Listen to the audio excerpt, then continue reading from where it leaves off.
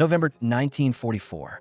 The Philippine archipelago stretched across the horizon like a chain of shattered bones rising from a black and indifferent sea. Dawn had not yet broken. Instead, a pale smear of gray seeped into the sky, dissolving night without delivering morning. The air tasted of iron and salt, thick with humidity that clung to skin and metal alike, heavy enough to press against the lungs. Clouds hung low and swollen, promising rain that would turn soil to glue and trenches to drowning pits. The world vibrated with a low mechanical hum, generators idling in the distance, the muffled turning of engines submerged beneath tarpaulins, the restless shifting of steel against steel. But beyond that industrial pulse, there was silence. No birds, no wind, no gunfire.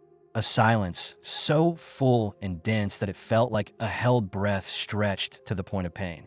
It was the kind of silence that exists not at peace, but on the razor edge before catastrophe. On the western ridges overlooking the shattered shoreline, thick black plumes of smoke still rose from yesterday's bombardment, curling and twisting like broken fingers clawing upward, refusing to release their grip on the sky. The ground was scarred by shell craters filled with stagnant water and slick layers of oil, reflecting a distorted image of the heavens above. The smell, burnt rubber, cordite, diesel fumes, and something else, something metallic and unmistakably human, settled over everything like an invisible shroud, turning each breath into an act of endurance. In a shallow basin carved into the jungle floor by retreating armor, a Sherman tank sat half-buried in mud, silent and inert like a corpse abandoned on a battlefield no longer cared about by either side. Its olive-drab paint was scorched and peeling, its right track torn apart in a violent spray of twisted steel links. Its engine housing cracked open from the concussive force of a near-missed bomb strike. Wires spilled from its rear like ruptured veins. The main gun, a once confident symbol of American armored strength, hung at a defeated, downward angle, the barrel gouged and dented by shrapnel. Rainwater pooled in its open hatches and spilled down the sides, washing thin trails of rust along its armored plates. Around it lay fragments of tools, broken shell casings, torn canvas, and the splintered remnants of crates that had once held spare parts, now scattered uselessly across the ground.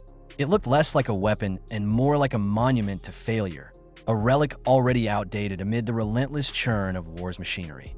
The jungle around it trembled with distant vibrations. Something moved beyond the tree line, not machines but men. Footsteps softened by mud, the subtle rustle of uniforms brushing foliage, the occasional clink of a sling or bayonet. Japanese infantry advancing cautiously, sweeping forward through fog and undergrowth, tightening a noose around the battered American positions left clinging to the ridges. Inside the shattered perimeter, among oil-soaked tools and twisted cables, one man knelt beside the broken Sherman. His hands were black with grease and grime up to the wrists, his fingernails cracked, his knuckles bleeding from impacts against metal edges. His name was never recorded in headlines or commemorative plaques. In after-action logs, he would be identified only by a rank and a last name that generations would forget. He was a mechanic, not a commander, not a celebrated ace, not a metal-polished officer. His job was maintenance, troubleshooting, keeping engines alive rather than commanding them into battle. But war does not choose its heroes from those prepared to be remembered. It chooses them from those who refuse to surrender when surrender seems inevitable. He knelt with his head lowered, listening not to orders, but to the faint vibration of approaching boots through the ground beneath his knees. He heard the war closing in. He had watched the crew evacuate the Sherman hours earlier, believing it beyond recovery. He had watched stretcher teams carry away the men who should have fought inside that steel hull. He had heard the whispered understanding that this tank, crippled and abandoned, was now nothing more than a landmark marking the edge of defeat. But he did not walk away. He ran his palm over the shattered armor as if feeling for a pulse, as if searching for something still alive buried beneath iron and mud. The field telephone lines were down. The radios crackled only with static. The artillery observers had gone silent. Somewhere beyond the ridges, the last functioning Shermans of the company had already pulled back to reorganize, leaving this isolated pocket exposed and nearly blind. The mechanic shifted his weight, stood, and walked around to the rear of the tank, his boots sinking into mud that grabbed at his ankles. He wiped his brow with the back of his hand, smearing black streaks across sweat-dampened skin. The engine compartment gaped like an open wound, the Liberty V, 12 inside exposed and shuddering slightly as if struggling to draw its final breaths. A bomb fragment had torn through the cooling manifold and shattered several feed lines. The right bank of cylinders was frozen solid. One magneto was ripped apart. Hoses were severed. It should not have been possible. It should not have been attempted. But the mechanic leaned forward and began working, his movements sharp and decisive, his breath shallow and rapid. There was no workshop, no crane, no replacement parts except those scavenged from wreckage and improvisation born of desperation. The only light was the ghostly gray of pre-dawn, filtered through thick clouds and smoke. His tools were dented and slippery, their grip worn smooth. He worked by instinct, drawing from memory built over years spent in motor pools from New Jersey to New Guinea, repairing tanks that had lived through storms of steel and fire. His hands moved quickly, stripping twisted housings, pulling bent tubes straight with brute force, sawing apart damaged lines to splice together fragments into something barely functional. He tore insulation from blown wiring and replaced it with strips of uniform cloth dipped in melted paraffin from emergency candles. He used parts of ration can lids as makeshift shims. He replaced a shattered manifold cap with a hacked piece of steel plate scavenged from a destroyed half-track, hammering it into place with the butt of a wrench. The mechanic paused only once, listening again to the distant approach of enemy soldiers. The jungle to their south was beginning to crackle with gunfire, short, tense bursts from rifles probing the darkness. Flares streaked upward, faint orange arcs that sputtered and dimmed before being swallowed by clouds. Somewhere out of sight, an American machine gun nest opened fire, its rhythm uneven, desperate, before falling silent.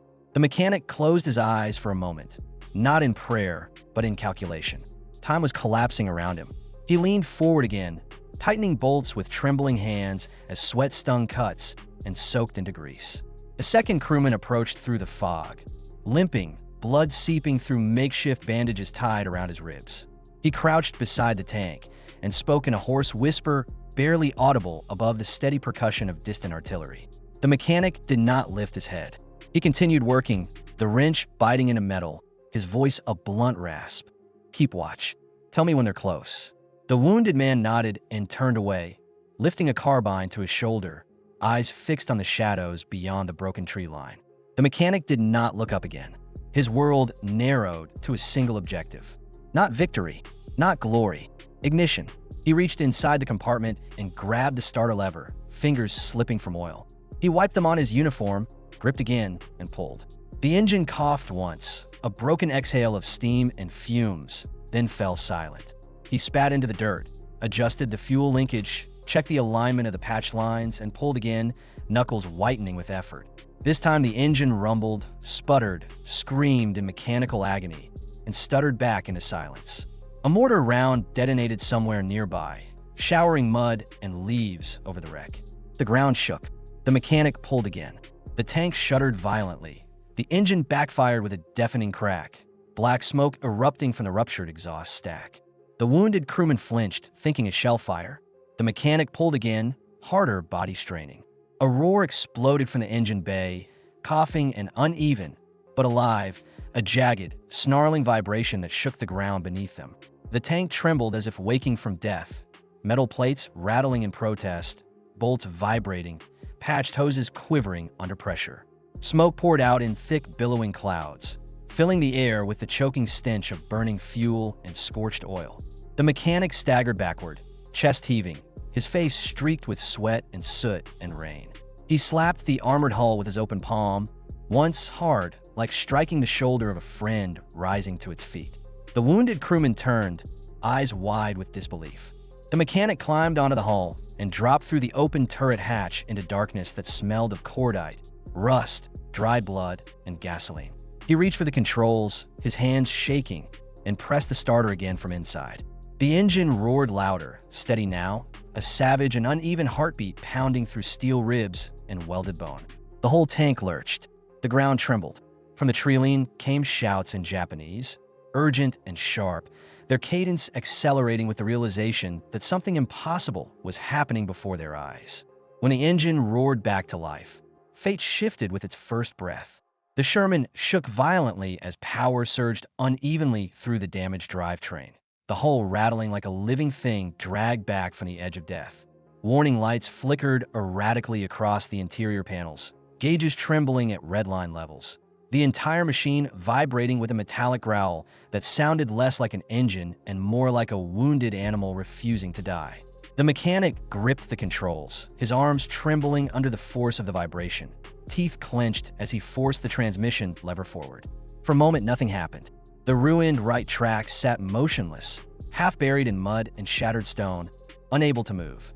The tank lurched sideways, metal screeching in protest as gears ground against each other.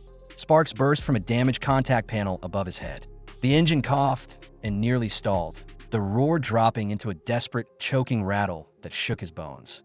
He slammed his fist into the throttle housing, forcing it open, and the engine howled in response, surging with raw, brutal force that pushed the tank forward an inch, then another. Outside, the wounded crewman turned and stared, unable to believe what he was seeing. The mechanic drove his shoulder into the lever again, and the tank lurched harder, dragging itself forward through the mud, tearing the broken track links farther apart, shredding sections of steel that had once been precise, ordered, and strong. The machine was no longer a weapon designed by engineers. It had become something primal, destructive, and furious, a beast refusing to die quietly. The jungle ahead erupted with gunfire. Tracer rounds streaked through the fog like sparks ripped from the mouth of a furnace. Japanese infantry surged from the treeline in a sudden, coordinated push, rifles raised, bayonets glinting under the dull gray light. Their shouts cut through the air, sharp and fierce, echoing across the ravaged battlefield. Mortar rounds began to fall in tightening arcs, explosions thundering closer with each impact, spewing dirt and metal fragments into the air. The wounded crewman by the hull opened fire with his carbine, each shot deliberate and controlled, but his ammunition was limited and his stance unsteady. Bullets tore into the ground around him, kicking up dirt and splintered stone. A round struck the tank's hull with a sharp metallic clang inches from his shoulder, showering him with fragments that sliced across his cheek. He staggered, raised his weapon again, and fired until the bolt locked back empty. He did not throw the rifle aside. He held it in his hands like a lifeline, throat tight with rage and desperation. Inside the tank, the mechanic slammed his palm against the transmission housing, forcing the battered gears to catch. Something inside the drivetrain snapped with a sharp metallic crack, but the left track surged forward, grinding through soil and stone. The broken right track tore free completely, the links scattering behind like dismembered limbs. The tank lurched violently to one side, but momentum carried it forward, dragging its crippled body across the battlefield. It was no longer a functioning armored vehicle. It was a moving wall of steel driven by stubbornness and fury. The mechanic gripped the controls, leaning his entire weight into the steering levers, wrestling the machine like a bull trying to throw its rider. Sparks flew from the exposed metal of the track assembly as steel scraped against stone. The hull tilted dangerously, slipping sideways into a crater filled with black water. But the mechanic forced the engine harder, redlining it until smoke filled the interior so thickly that he could barely see. The Japanese infantry in front of the tank hesitated.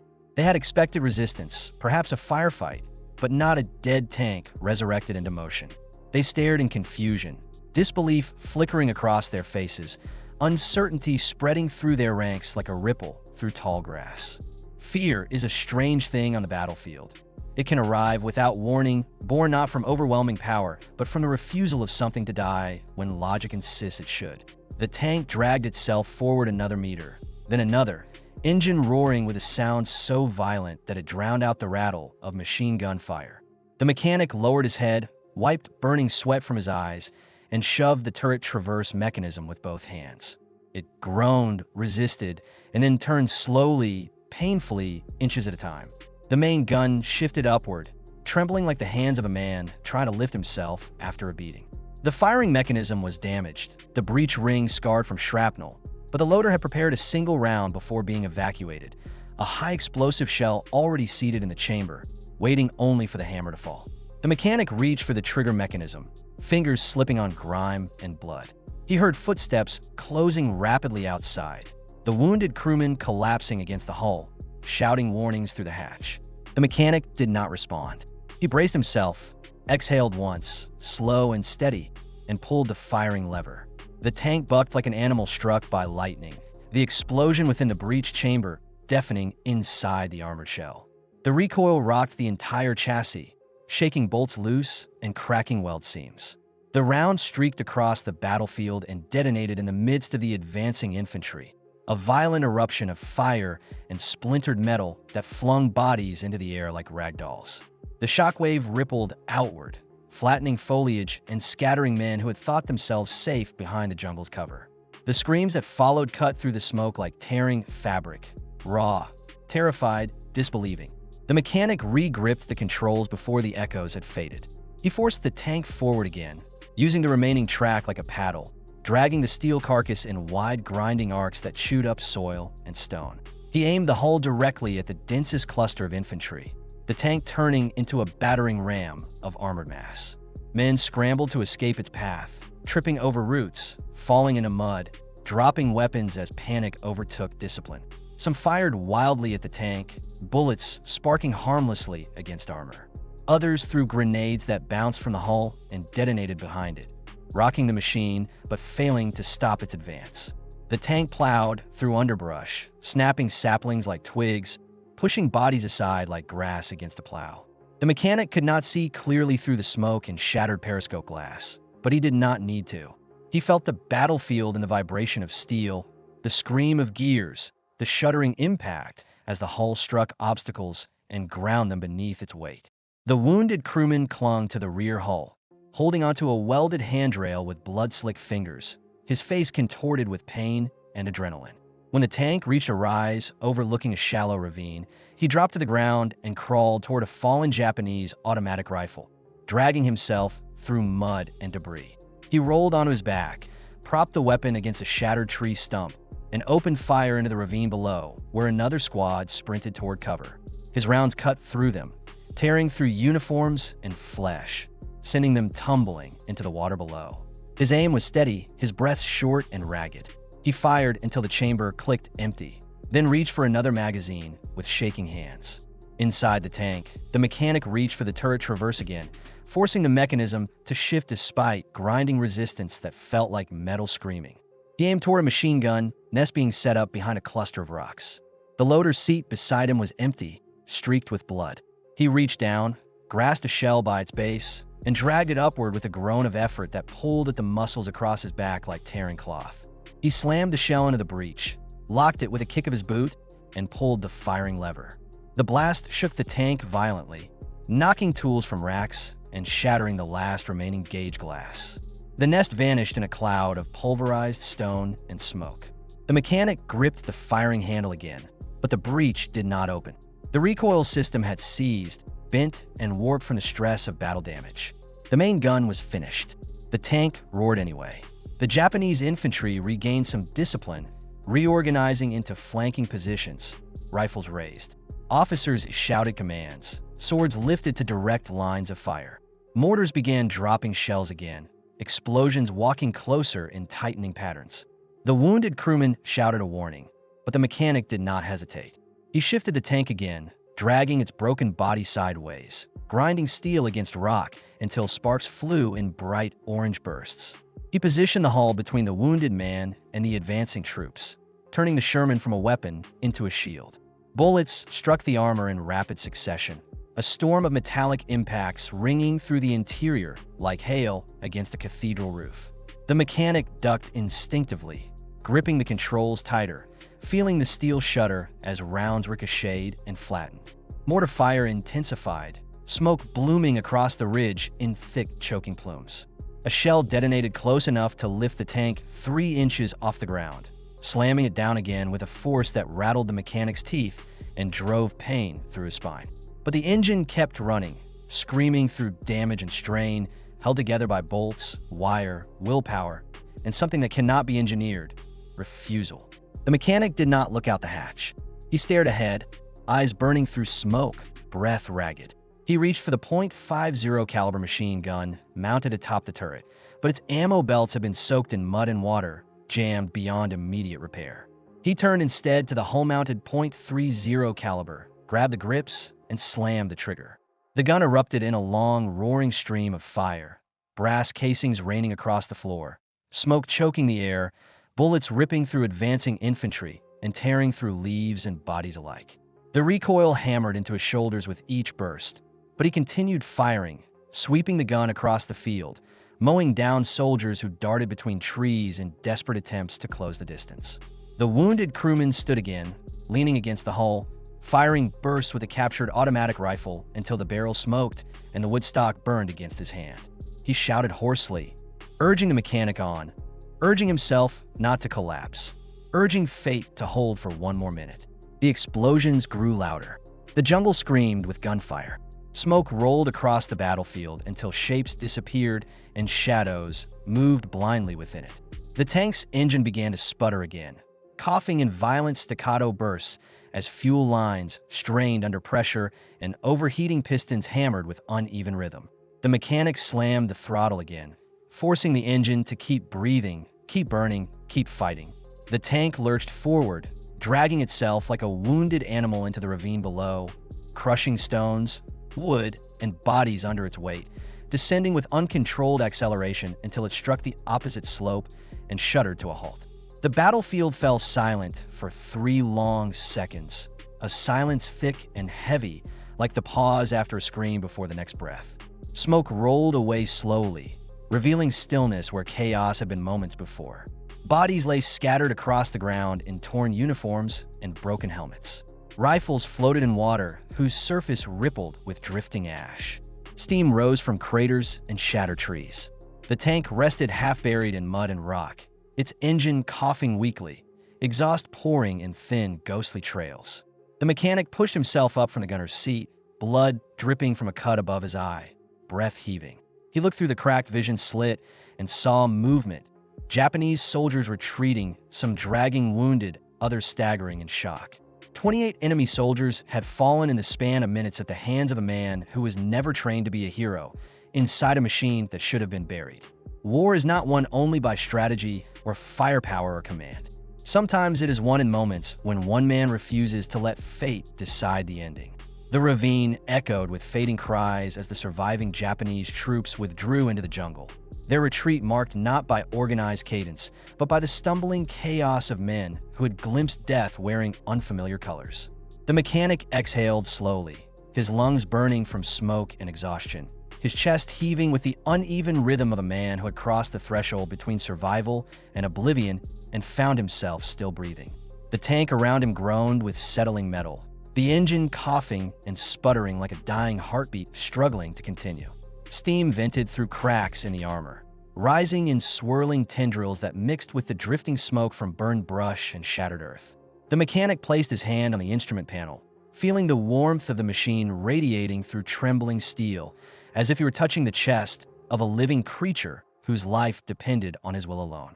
He closed his eyes and let the silence settle, feeling the weight of the moment press against his ribs, heavier than the armor that surrounded him. Outside, the wounded crewman slid down along the side of the hull, collapsing to the mud with a gasp that sounded more like relief than pain. He stared upward at the tank with a mixture of disbelief and awe, his hand pressed over the bleeding gash in his side, blood seeping through his fingers and soaking into the fabric of his uniform. He whispered something too soft to be heard above the hiss of steam and the crackle of burning vegetation, his voice thin and ragged. The mechanic emerged from the turret hatch like a man rising from underwater, his face streaked with soot, blood, and engine grease. He blinked against the light filtering through the smoke and slid down the side of the tank, boots sinking into mud. He landed hard, knees buckling for a moment before he steadied himself and crossed to the wounded man, kneeling beside him. The crewman looked up at him, eyes wide with the hollow brightness of someone who has seen the line between life and death and now stands on its trembling edge. Neither spoke. Words would have broken the fragile gravity of the moment, cheapened it, diminished it. Silence held more truth than language could contain. The battlefield spread out below them like a scar carved across the land. Churned earth torn open by artillery shells, trees snapped like brittle bones, smoke curling upward in thin columns from cratered soil. The bodies of fallen soldiers lay scattered across mud and rock, limbs twisted in unnatural angles, helmets cracked, rifles lying beside them like discarded arguments. The ravine water ran red in thin streams, diluted into pale pink as it carried fragments of leaves, dirt, and blood downstream. The air smelled of cordite and burning wood, of engine oil and soil torn from its roots, of iron and smoke, and something human that lingered beneath the surface like grief. The mechanic scanned the horizon, eyes narrowing as he watched shapes moving through the distant trees, retreating figures shrinking into the mist, vanishing like ghosts into the jungle. He knew they would return. War never ended with a single moment of defiance. It only paused long enough for breath. The Sherman tank, half buried and broken, stood behind them like a monument carved from steel and stubbornness. It leaned slightly to one side, hull cracked, treads torn away, turret blackened from smoke and fire. The barrel of the main gun still pointed forward at a slight upward angle, as though refusing to admit defeat even after the last working mechanism had failed. The hull-mounted machine gun sat silent now, barrel glowing faintly from heat, smoking gently in the cool air. A single bullet hole pierced the metal near the mechanic's shoulder level, the edges bent inward sharply where hot lead had struck with deadly intent. The tank was a ruin, but a ruin that had defied expectation, logic, and odds. It had stood between life and death, between survival and annihilation, and it had moved. The mechanic placed his hand against the side of the hull, resting his palm flat against the steel. It vibrated faintly from the last dying rotations of the engine, a trembling pulse fading slowly like breath leaving a body. He closed his eyes and whispered something under his breath, not words of victory or pride, but something quieter, something closer to gratitude or mourning. The tank was more than a machine in that moment. It was proof that resolve could reshape fate, that when death closes in, the will of one man can pry open a gap wide enough for survival. He lifted his head and looked toward the jungle where the enemy had vanished, feeling the exhaustion in his bones begin to settle into deeper layers of muscle and thought. His hands shook from adrenaline draining away, fingers trembling as though suddenly stripped of purpose. War has moments when time fractures, seconds stretching into lifetimes, lifetimes compressing into seconds, and he knew that what had happened here would live in memory long after this ground swallowed the smoke and the bodies. The wounded crewman coughed, and the mechanic turned quickly, sliding his arms beneath him to lift him higher against the hull, shifting him so that his head rested more comfortably. The crewman's breath stuttered, chest rising unevenly as pain sharpened his features. His eyes fluttered, unfocused, drifting in and out of the thin line between consciousness and collapse. The mechanic tore a strip of fabric from the crewman's sleeve and pressed it hard against the wound, fingers digging into the flesh to slow the blood flow. The crewman winced, teeth clenched against the agony, but he did not cry out. He placed one hand on the mechanic's wrist, grip weak but deliberate, grounding himself against the haze of shock. The mechanic spoke softly now, voice steady despite the roar still echoing through his skull, promising help, promising movement, promising survival. He did not know whether any of those promises were true. He made them anyway. The jungle around them shifted with the low groan of wind through broken branches, leaves rustling with the cautious movement of unseen animals returning to ground scarred by violence. The battlefield, so loud moments before, now lay in near complete silence, punctuated only by the crackle of distant fires and the intermittent whine of twisted metal cooling under open air. Silence after battle is a strange thing, not peaceful, not tranquil, but charged, electric, filled with memory that has not yet settled. Every sound echoes louder in the absence of explosions. Every breath feels heavier when measured against the silence left behind by those who will never breathe again. The mechanic scanned the horizon again, eyes narrowing against the glare of sun breaking through thinning smoke. No movement, no advancing lines, no shouts, no gunfire. For the first time since dawn, there's space to think, space to feel, space to acknowledge the enormity of what had happened. He shifted his weight, sliding his arm beneath the wounded crewman's shoulders, preparing to move him toward whatever shelter or extraction point might exist beyond the battlefield. He did not yet know the direction. He only knew there had to be one. Survival begins with motion, even when every muscle begs for rest. He rose slowly, lifting the wounded man with him, staggering under the weight as dizziness washed through him in waves. He tightened his grip, forced his feet to plant firmly in the mud, and took the first step upward toward the ridge. His boots slipped once, sliding in the wet earth, but he caught himself, leaned into the slope, and pushed onward. The body pressed against him felt lighter than expected. Not physically, but in the way a man carries responsibility when he knows its weight matters more than his own strength. Every step burned. Every breath scraped against smoke still coating the inside of his lungs. Every heartbeat hammered against his ribs like a fist demanding to be heard. But he ascended. Behind them, the Sherman sat half submerged in mud, its turret tilted slightly, gun barrel angled upward just enough to appear defiant. Sunlight broke through the clouds, striking the steel surface in a band of dull brightness that glinted faintly through soot. It looked almost like a monument erected to honor the dead. Not solemn, not mournful, but resolute. Something that had stood between fate and finality. Something that had mattered. The wounded crewman's breathing grew steadier as they climbed, his head resting against the mechanic's shoulder, eyes half open, watching the broken battlefield recede below them. He whispered something again, voice thin and fading, and the mechanic nodded without slowing his pace. He did not need to hear the words to understand them. Words at the edge of survival are rarely about explanation. They're about truth.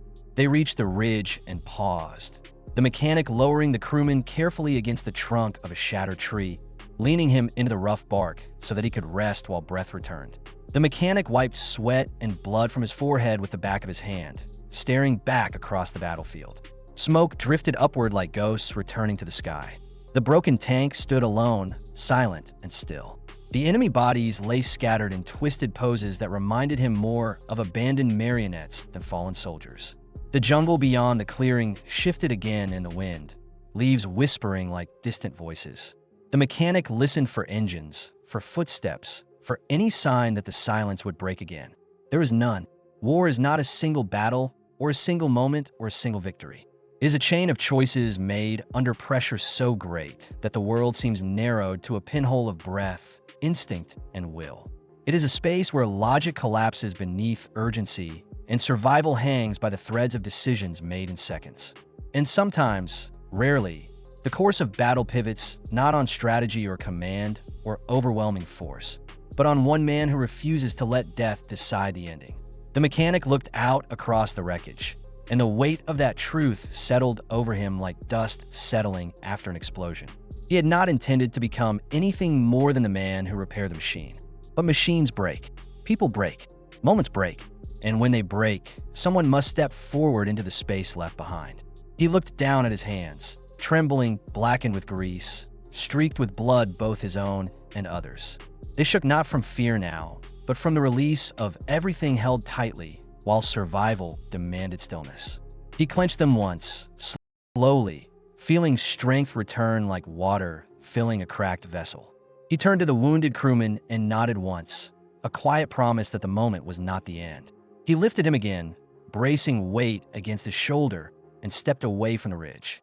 The jungle closed around them, dense, humid, alive with sounds beginning to return as the forest reclaimed ground briefly stolen by war.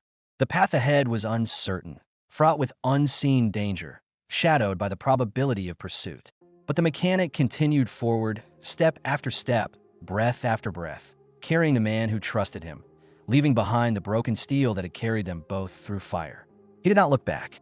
The jungle thickened as they advanced, the foliage closing in like a living wall reshaping itself around the narrow trail they forced open with each step. Every branch brushed against their shoulders like hands reaching from the shadows. Every rustle beneath foot sounding too much like movement that belonged not to animals but to men waiting unseen. The mechanic shifted his grip on the wounded crewman, adjusting weight to keep him balanced, feeling the muscles in his back and arms strain with each step as fatigue dug claws deeper into bone.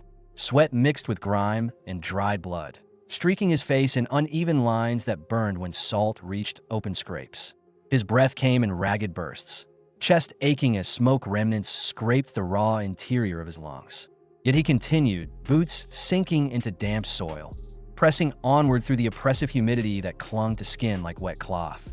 Behind them, the distant echoes of the battlefield faded further, dissolving into memory rather than sound. What remained were faint traces, the ghostly scent of burned fuel carried on a shifting breeze, the metallic tang of cordite drifting like a fading echo, the quiet settling groan of cooling steel from the ruined tank that now lay half buried in the mud, abandoned not by choice but by necessity. The mechanic resisted the instinct to stop and look back again. The past was still burning behind them, but no flame remained to nurture it into purpose. The only direction that held meaning now was forward. The wounded crewman stirred, eyes fluttering open again, pupils dilated as pain fought consciousness for dominance. He whispered words fractured by breath, unintelligible but urgent, and the mechanic leaned closer to catch them. What emerged were fragments. Names, places, half-formed memories spilling from a mind, loosening its grip on the present. The mechanic spoke softly in return, his voice low and steady, anchoring the man to the moment, promising that he was not alone in this stretch of land where survival balanced like a coin standing on edge. The crewman's hand clutched weakly at the mechanic's sleeve, his fingertips trembling from blood loss and shock, and the mechanic shifted his hold again, lifting more weight onto his own shoulders, willing his legs to continue. Birds called somewhere deep in the canopy above, their voices cautious, returning one note at a time to test whether the air was safe again. Small animals moved through brush, the rhythm of their footfalls quick and nervous as instinct pushed them back toward territory recently shaken by violence. The mechanic listened, noting how each returning sound sharpened awareness. The chirp of insects, the crackling snap of dry twigs, the soft suck of mud beneath boots. The jungle was alive again, but life returning always carried its own brand of danger. The silence of battle had passed, but now came the sounds that concealed threats rather than revealed them. The path sloped upward toward a ridge barely visible through layers of tangled vines and towering trees. The mechanic lifted his chin, focusing on the incline as if climbing it would place distance not only between them and the battlefield, but between them and the memory that trailed like a shadow, refusing to detach. Time stretched into something distorted, measured not by minutes, but by steps, each step a test of will against the drag of exhaustion.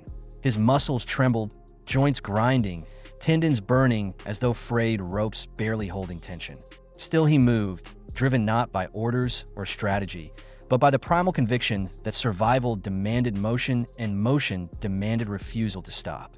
When they reached the crest of a ridge, the mechanic paused, lowering the crewman gently against the base of a thick tree whose twisted roots gripped the soil like knotted fingers.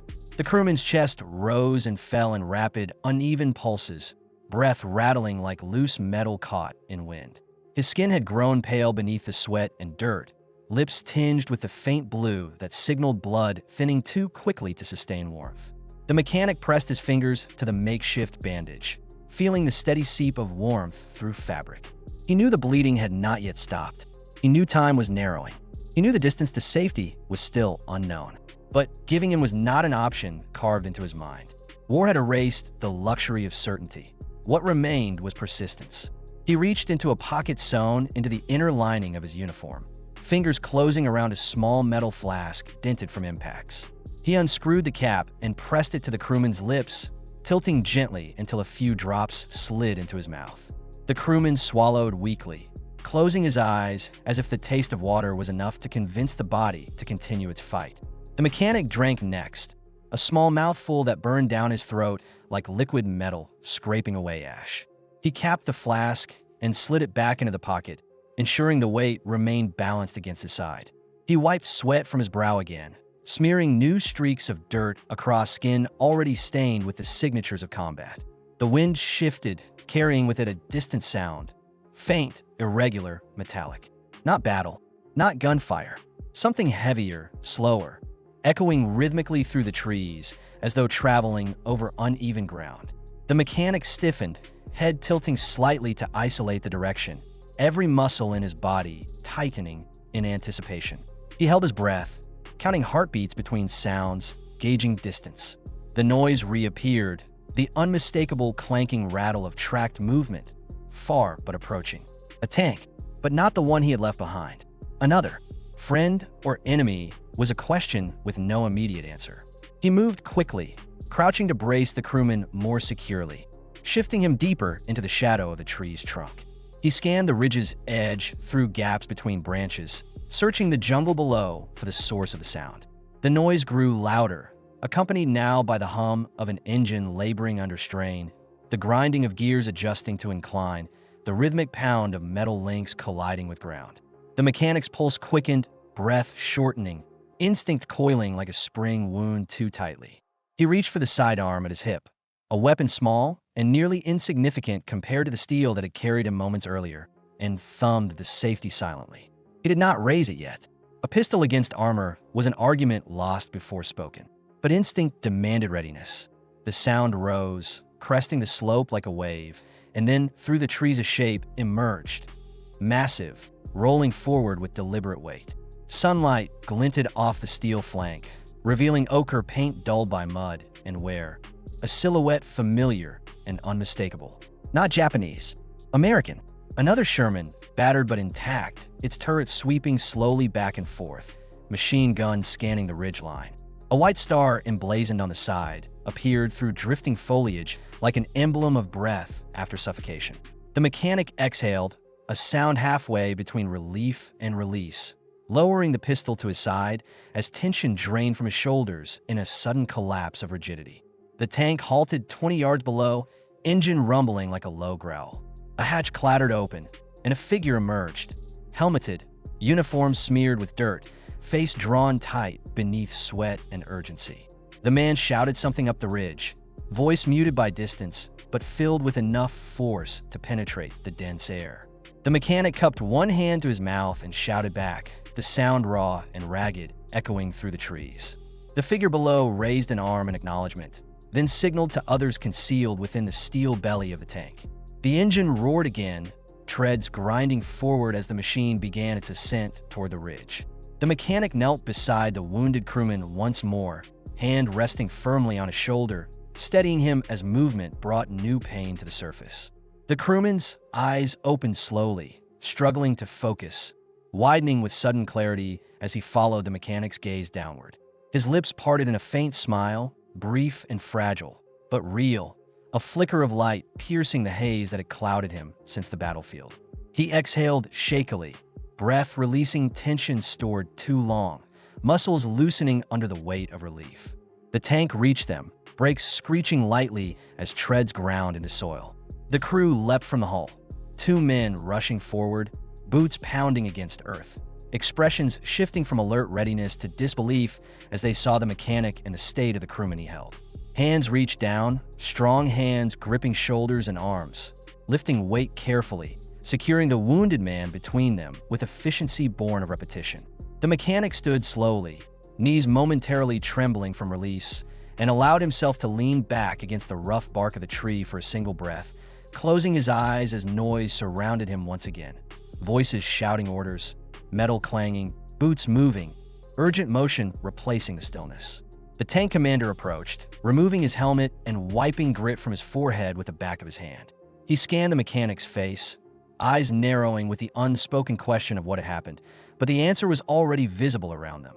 The smoke smudged across the horizon, the faint echo of gunfire now replaced by jungle sounds reclaiming silence, the battered silhouette of the Sherman abandoned below like a monument.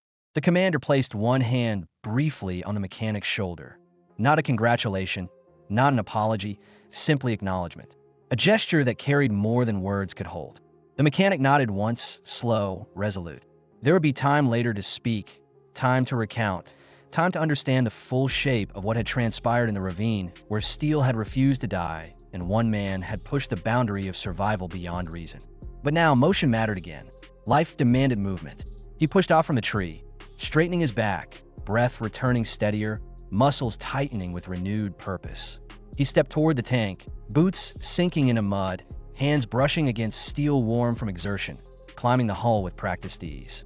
He paused at the hatch, looking back one final time toward the broken field beyond the ridge. Smoke still rose in thin threads from the wreckage of battle, and the ruined Sherman stood unmoving, its turret angled toward a sky now clearing from haze. It seemed smaller from this distance, less a machine and more a symbol carved from memory and steel, a reminder that in war, victory is sometimes built not from strategy or overwhelming force, but from the refusal to surrender when all logic dictates collapse.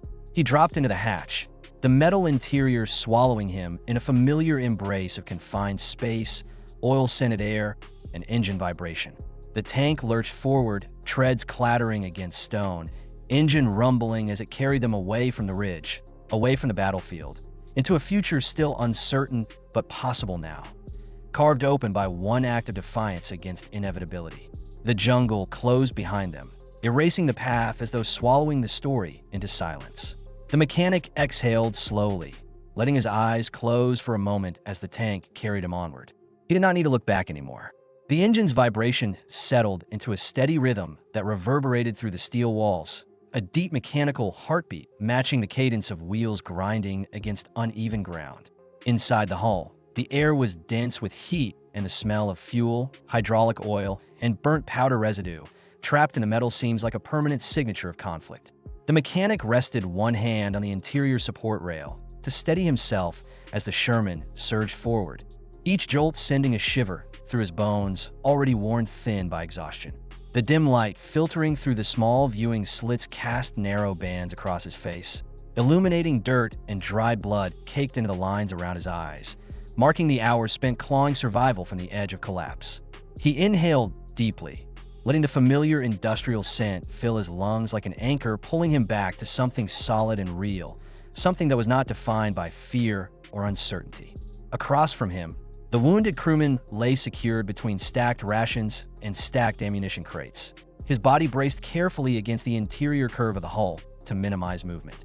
His breathing remained shallow and uneven, but steadier than before, chest rising and falling with the slow persistence of someone locked between consciousness and drift.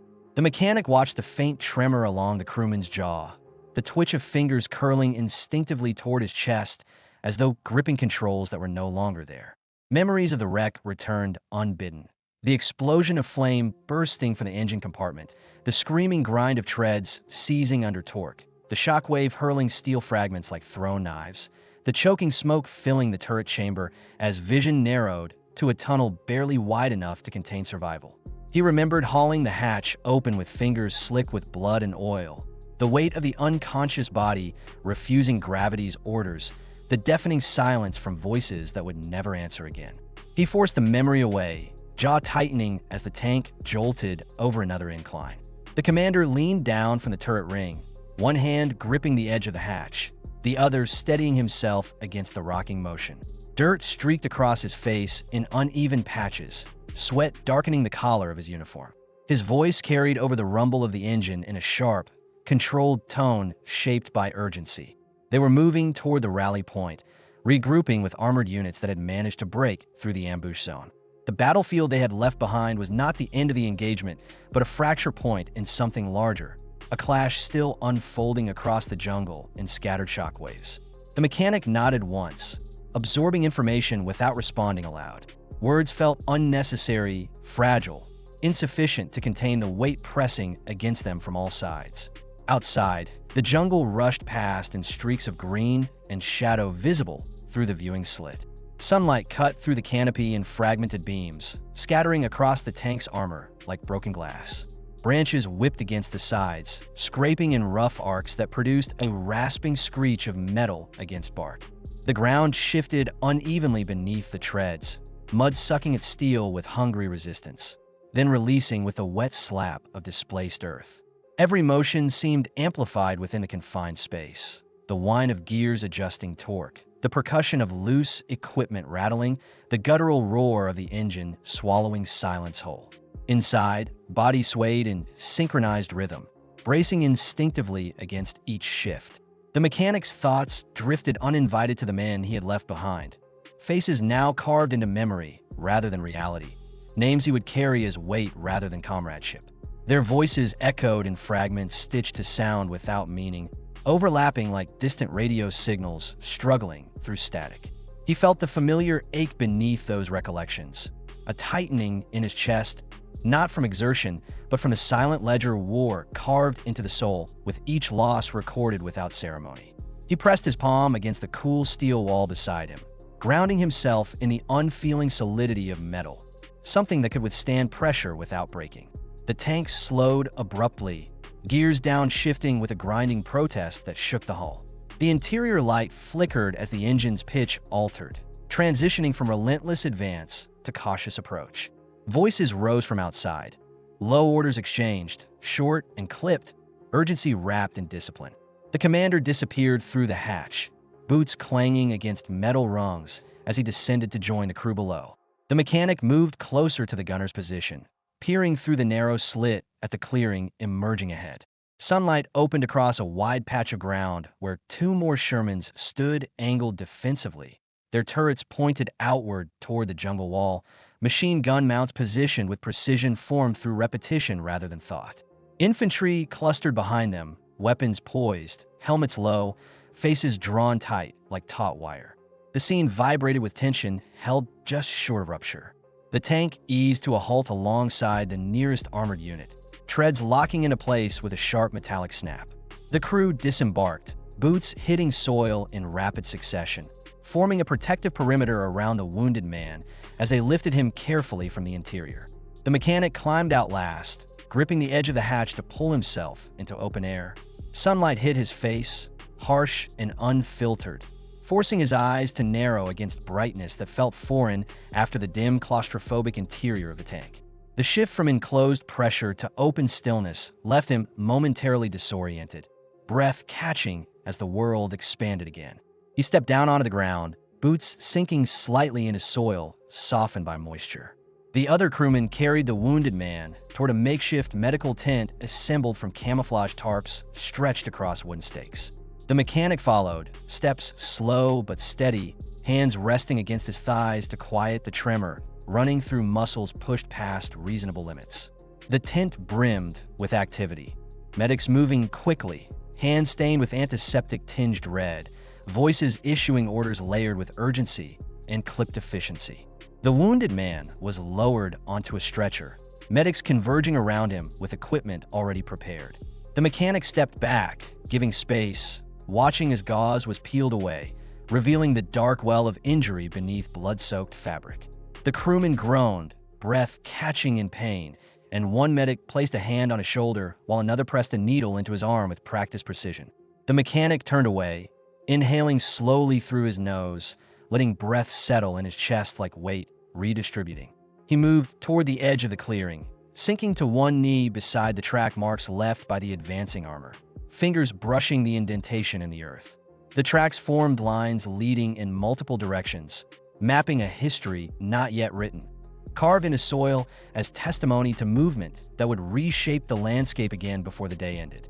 He closed his eyes for a moment, letting the breeze shift across his skin, carrying with it the faint smell of gunpowder mingled with damp earth and distant smoke still rising beyond the tree line. The commander joined him silently, standing beside him rather than in front, both men facing the same direction without exchanging words. Their breathing aligned, steady and measured, as if synchronizing heartbeat with anticipation. The commander spoke at last, voice low and controlled, words shaped with a weight of command tempered by understanding. The fight was not finished. Units were regrouping. Intelligence reported additional Japanese forces moving toward the ridge sector. Artillery was expected. Recon aircraft were still grounded by weather. Their armor group had been cut off longer than expected, but communication had been restored. Orders were shifting. A counterattack would be launched once reinforcements arrived. The mechanic listened without moving, face set in calm, carved from necessity. His eyes fixed on the horizon, watching thin strands of smoke drift upward in slow spirals. He felt his pulse steady as purpose returned with clarity, sharpened by resolve. He did not speak. He did not need to. The commander placed a hand on his shoulder again, brief, firm, meaningful without elaboration, then turned and strode back toward the rally point, issuing orders with crisp authority. The mechanic rose slowly, stretching muscles stiffened by strain, rolling his shoulders until tension cracked from joints. He looked toward the medical tent where the wounded crewman lay, visible through the parted entrance flap, medics working with swift precision. He watched until he saw the crewman's chest rise again, deeper this time, breath filling lungs with force rather than desperation. The mechanic nodded once, a gesture not of closure, but of continuity. He returned toward the line of armored vehicles, boots striking ground with renewed intention. He ran a hand along the side of the nearest Sherman, fingers trailing across the rough texture of dried mud and chipped paint, feeling every dent and scratch like Braille reading the history of battles fought and survived. He climbed onto the hull, moving toward the turret ring with the smooth, practiced motion of someone who knew the machine not as steel, but as extension of self. The sky above cleared further, clouds breaking into fragments carried by winds shifting toward the west. Sunlight cast sharp edges across the clearing, illuminating the tanks in stark relief against the deep green of the jungle. The sound of engines starting echoed in staggered rhythm, one ignition after another, building toward a synchronized roar that vibrated through the ground beneath their feet. Soldiers climbed onto armor, securing their gear, checking weapons, settling into positions shaped by habit and instinct. The mechanic lowered himself back into the hull as the engine beneath him roared to life, filling the space with thunder. He settled into position, hands gripping the supports, body bracing against motion. The tank lurched forward, joining the forming line, turning as one toward the direction of the burning horizon. The battle waited. The jungle breathed. Steel advanced. And the mechanic, covered in dirt, blood, smoke, exhaustion, and resolve carved from survival, closed his eyes for a moment, then opened them again, gaze sharpening, spine straightening, jaw setting with the unspoken truth that had replaced everything else. There was still work to be done. The morning of November 25th, 1944, emerged slowly from the haze, as if torn reluctantly from darkness. The horizon washed in pale light that cast a flat metallic sheen across the surface of the Philippine Sea. The ocean appeared motionless, a sheet of heavy gray steel stretching in every direction, the faint lines of distant swells moving like muscle beneath skin. The air was thick with humidity and the faint chemical scent of fuel, and the only sound was the deep vibration of massive turbines echoing through the steel bones of the USS Iowa. The ship felt alive, breathing in slow mechanical rhythm, every engine pulse sending a tremor through the metal deck and into the boots of the men standing above it. Sailors moved with silent efficiency, their faces tense, eyes fixed on the empty horizon as though expecting it to split open at any moment. There was no shouting, no final orders of preparation, no drama, only the quiet, suffocating pressure of anticipation. In the Combat Information Center, the glow of radar scopes illuminated the faces of operators leaning forward with rigid focus, headphones pressed tight against their ears, voices low and controlled as numbers and coordinates were exchanged like currency. Above them, on the open bridge, Captain John L. McCrae stood motionless, hands clenched behind his back, gaze locked on the distance. He had been through years of war, had watched storms of steel tear the ocean apart, had heard men scream under fire and engines die under sudden silence. But nothing felt like this moment. This was not chaos. This was precision building to impact. And precision demanded quiet. Far beyond visible range, past the haze that blended horizon into sky, the Japanese center force under Admiral Takeo Kurita cut through the sea at flank speed, unaware that the most powerful naval gun platform ever built waited for them over 20 miles away. Kurita believed he had escaped the jaws of the American carrier force, believed that surprise and momentum were now his only weapons after days of brutal attrition. He had lost ships, crews, and certainty, but he still carried the instinct that victory could be taken if speed and boldness replaced caution. He could not see the enemy. He could not hear them, but he assumed they could not reach him. Japanese reconnaissance estimates placed the maximum effective range of American battleship artillery at around 20 miles. Kurita had built his strategy on that assumption. He believed he was safe behind the curvature of the earth, shielded by distance his officers considered impassable. He believed his ships were ghosts beyond the horizon. He believed the ocean itself protected him. He did not yet understand that the ocean had changed. War had changed. Distance had become meaningless. Inside the plotting room beneath Iowa's armored conning tower, the Ford Mark I, a ballistic computer, an electromechanical machine of gears, vacuum tubes, rotating drums, and mechanical integrators, worked continuously, calculating firing solutions with relentless precision. It translated wind speed, humidity, air density, barrel temperature, roll, pitch, target vector, and the curvature of the earth into firing data. The operator's hands moved instinctively across dials, levers, and cranks, adjusting the numbers flowing through the analog brain of the machine. Above them, fire control radars traced moving shapes invisible to the human eye. Blips pulsed across the screen like heartbeat monitors of distant giants. Nothing about the moment resembled the old world of naval warfare, where captains stared through binoculars measuring distance by sight. This was mathematics replacing eyesight, calculation replacing courage, cold logic replacing instinct, war without visibility. The crew inside Turret 1 waited in claustrophobic silence. Surrounded by steel 20 inches thick, the curved interior walls painted the dull industrial green of machinery designed without aesthetics or comfort in mind. Powder handlers stood by silk bags of propellant weighing hundreds of pounds, each one marked for precise burn characteristics. Shell handlers gripped massive 2,700-pound armor-piercing projectiles, their rounded noses blackened and oiled, waiting to be lifted into the hoists. The machinery towered above them like an industrial cathedral, its towering breech blocks gleaming beneath the harsh reflection of overhead lamps. The air tasted of grease, metal, and sweat. The vibration of engines thrummed through the floor. Voices were low and clipped, each man speaking only when necessary. There was no need for speeches. Every man knew what this moment was, the first long-range engagement of its kind in history. They had trained for it through endless repetition, but training never carried the weight of reality. In training, errors could be corrected. Here, errors killed thousands. On deck, the sky brightened fractionally. The sun still smothered behind a sheet of cloud that washed color from the world and turned every surface to monochrome. The sea rolled in slow, heavy motions, the ship rising and falling like the breath of a sleeping machine.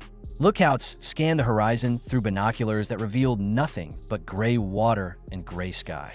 One of them muttered quietly, almost to himself, "Feels like the world is holding its breath." He was right. The air felt pressurized, dense, electric, the tension so thick that words sounded muffled inside it. Then the command came, a single word delivered without urgency, but with weight that shifted the universe. Fire. The sound that followed did not resemble anything heard in nature.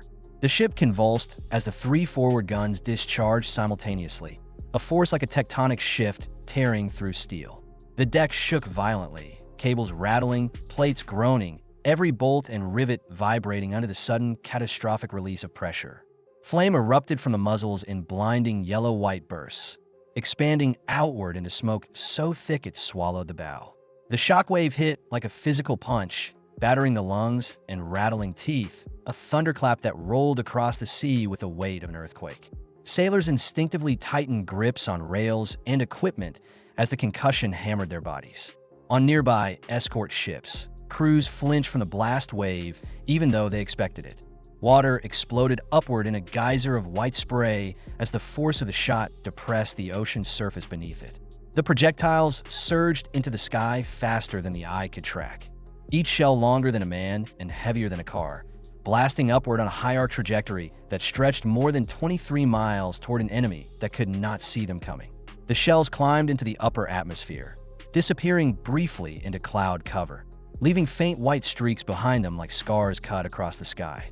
The crew inside the turrets steadied themselves as the internal machinery roared to life again. Breech blocks opening, hydraulic rams slamming backward to extract spent casing remnants, powder bags moving on overhead rails, fresh shells lifted into place with mechanical certainty. Reloading began instantly, the cycle designed to feed the monster without pause. War by rhythm, war by tempo, war by calculation. 40 seconds later, over the horizon, where the Japanese cruisers and destroyers cut through gray water at speed, the world split open. The first shell struck near the heavy cruiser Kumano, detonating beneath the hull in a pillar of water taller than the mast. Men on deck stared upward, stunned, drenched in seawater thrown like rain. Before they could speak, the second shell struck home. It punched through the deck plating of Kumano, traveled deep into the machinery compartments, and exploded with unimaginable force. Fire and smoke erupted from the center of the ship in a violent bloom. Fragments of steel hurled skyward like shrapnel from a volcano. The blast tore open the hull, splitting machinery, igniting fuel, snapping power conduits, and slamming sailors off their feet. Some vanished instantly, swallowed by fire or shredded by metal. Others struggled to rise, faces burned, lungs choking on smoke. A roar drowned out thought. The cruiser listed sharply to port, water rushing in through a wound too large to contain. For a split second, silence followed, the stunned, paralyzed silence of men who could not understand what had happened. Then the third hit scored against Suzuya, the shock rippling through the line of ships like a physical command. Officers screamed orders. Helm wheels spun. Engines surged. Men raced to damage control stations. But confusion turned to terror when someone shouted the impossible. No aircraft, no shell splash, fire from beyond visual range. That statement echoed across decks in disbelief. Japanese doctrine believed artillery combat could not exceed 20 miles. Their ships were not maneuvering for evasive patterns. Their tracking teams were not calculating trajectories. Their observers watched the sky instead of the sea. They had no defense. Iowa's second salvo was already in the air. 12 minutes later, 4 ships vanished from formation, 3 heavily damaged, 1 sinking stern first into the black water, survivors diving overboard into oil-slicked waves burning at the surface. Communications exploded into chaos. Radio rooms flooded with shouts, overlapping commands, frantic demands for information. Static crackled. Signal flags rose and fell in desperation. Officers clutched voice tubes, faces pale with realization. It was not aircraft. It was not submarines. It was artillery. Artillery beyond sight. Artillery beyond imagination.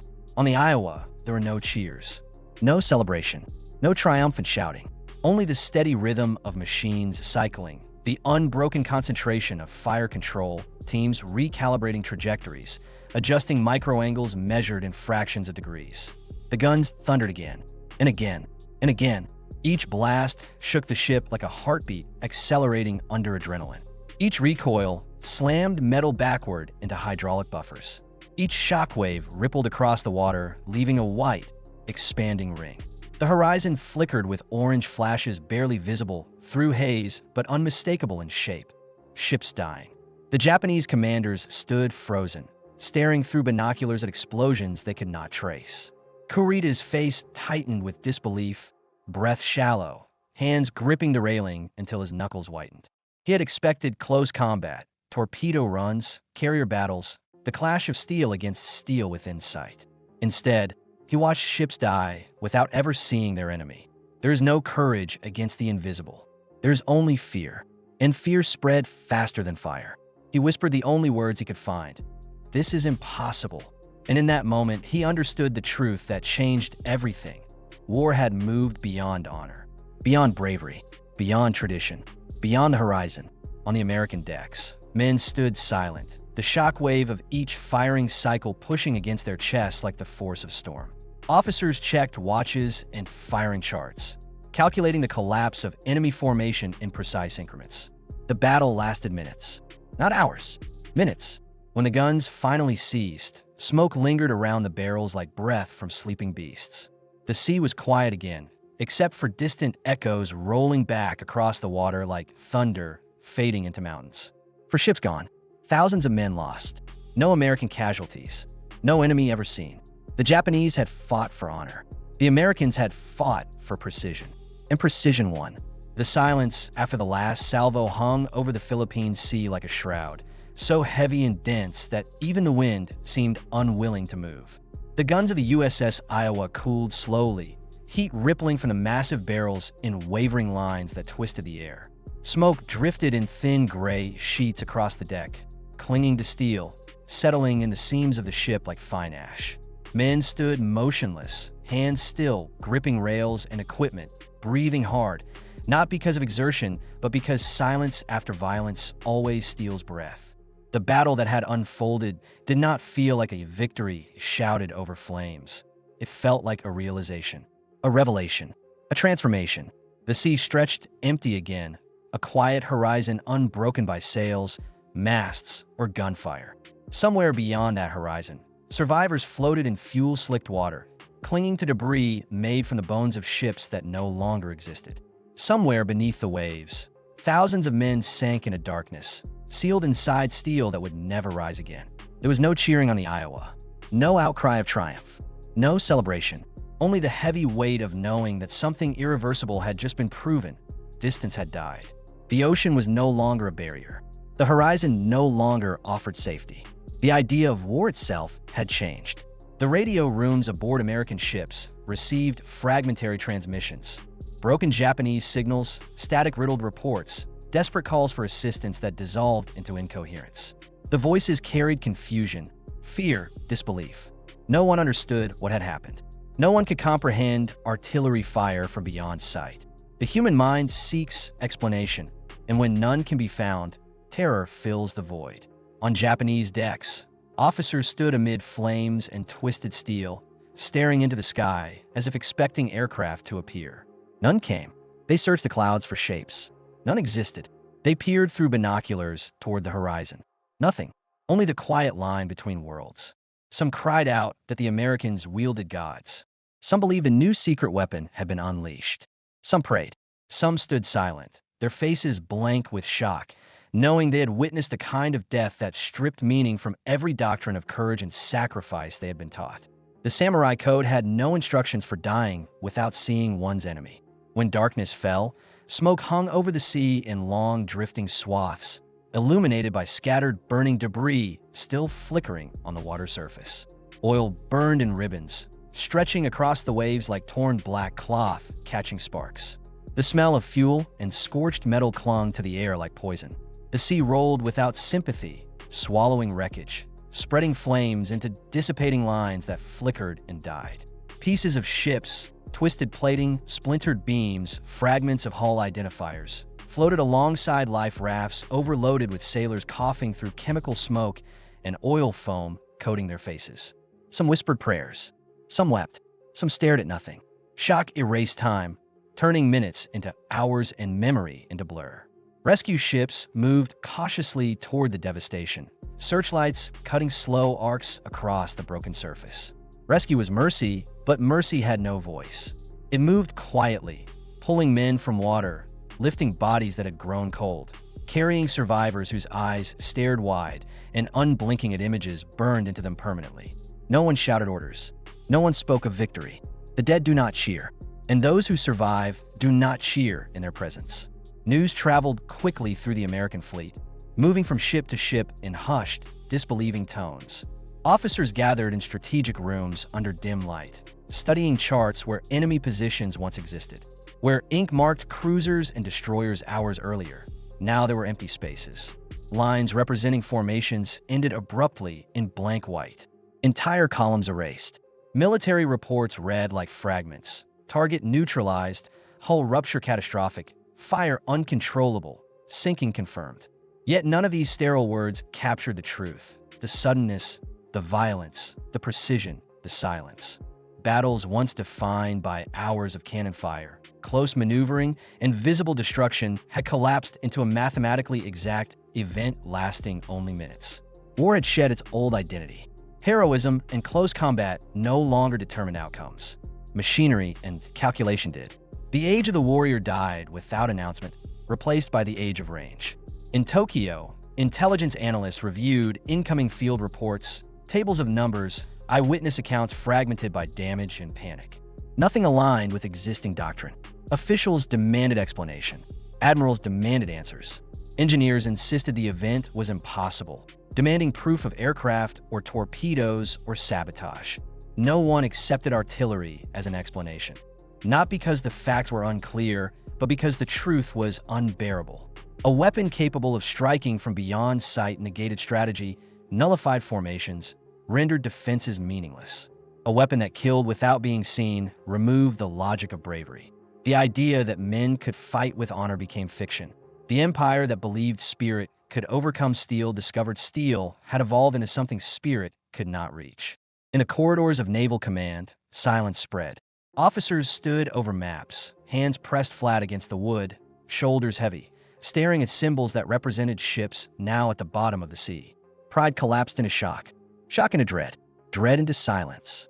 Every nation watching the Pacific understood the meaning. Technology had overtaken courage. Precision had conquered proximity. Mathematics had replaced instinct. Radar had replaced lookout. Range had replaced vision. Warfare had become an equation, and equations do not negotiate. Equations do not feel fear. Equations do not hesitate. The Iowa steamed through the night with all lights extinguished, a black shape cutting through dark water, wake trailing behind like a scar. Men on deck leaned against rails, staring down into the shadows, listening to the engine's pulse through the hull like a heartbeat. Some thought of home. Some thought of the men drowning beyond the horizon. Some stared into the sky where clouds drifted slowly across hidden stars. No one spoke loudly. Victory did not feel like triumph. It felt like witnessing the end of something ancient, the end of the world as it had been understood. They had proven what the world feared to admit. The ocean was no longer vast. The horizon was no longer distance. There was no safety in space. There was only reach. In the days that followed, the consequences spread not through battle reports, but through psychological shockwaves that reshaped strategy across oceans. Naval analysts pored over charts calculating ranges, trajectories, strike arcs, risk tolerances. They realized that battleships were no longer instruments of visual combat, but weapons of blind destruction. Eyes no longer mattered. Courage no longer mattered. Only data, only numbers, only precision. The dependence on radar became absolute. The engineering of fire control systems became as vital as armor plating or propulsion. The world had entered a future dictated not by bravery or sacrifice, but by calculation. For Japan, the loss was deeper than ships and crews. It was the collapse of a worldview. The imperial belief that warriors could overcome machines shattered irreparably. Officers wrote in diaries that honor no longer had a battlefield. Survivors whispered that dying without seeing the enemy felt like being erased, not defeated. Admirals recognized that faith in spirit as a weapon was fantasy. There was no counter for mathematics. There was no shield against invisibility. Precision struck without warning, without sound, without face. And there is nothing more terrifying than an enemy you cannot see. For the United States, the engagement demonstrated something more than superiority of weapons. It revealed the shape of wars to come. Battles fought not by soldiers looking into the eyes of the enemy, but by operators turning dials and reading instruments. Were not measured by distance, but by accuracy. Not fought by strength, but by algorithms. The crew of the Iowa understood they had crossed a boundary, and they felt the weight of it. They had not fought men. They had fought coordinates. They had not destroyed ships. They had erased positions. An erasure has no glory. In time, historians would describe the event as a turning point, a hinge between centuries, a moment when warfare left behind the age of heroes and entered the age of certainty. Certainty built not from conviction, but from mathematics. Certainty built not from sacrifice, but from engineering. Certainty built not from courage, but from reach. After that day, every navy on Earth rewrote doctrine. Every admiral reconsidered assumptions. Every nation understood that the next war would be fought by machines deciding the fate of men who never saw each other. Distance no longer protected the weak. Distance empowered the strong. The Philippine Sea returned to stillness, its surface smoothing over the graves below, indifferent, endless, silent. The ocean forgets quickly. Waves roll. Salt erodes steel. Hulls collapse. Silt covers names. Time buries the noise of war beneath pressure and dark. But silence remembers what water hides. Silence holds the echo of guns that ended an era. Silence carries the last cries of ships vanishing beyond the horizon. Silence lingers after flame dies, after metal sinks, after the last shell lands. And when the sea calmed, only the echoes of range remained.